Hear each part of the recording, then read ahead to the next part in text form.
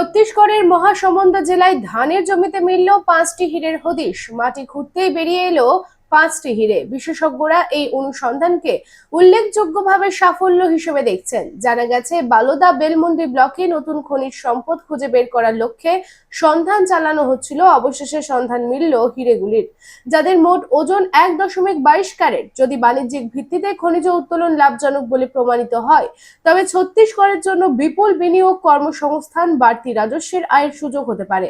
আপাতত আরো অনুসন্ধান প্রয়োজন। टाइगर हाउस में आपका स्वागत है, जहां हर दीवार में है टाइगर की ताकत। और यह है ACL टाइगर TMT रीबार, जो आपके घर को दे ताकत और सुरक्षा। इसके अनोखे रिब डिजाइन साधारण TMT बार के मुकाबले देता है सर्वाधिक रिब एरिया वैल्यू, जो सर्वाधिक बॉन्ड की शक्ति प्रदान करता है सीमेंट के साथ।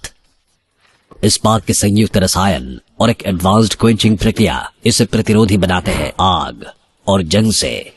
कार्बन एंड मैंगनीज के संतुलित अनुपात इसे देता है सर्वोत्तम लचीलापन और प्रसारण की क्षमता, जो रखे भूकंप से सुरक्षित।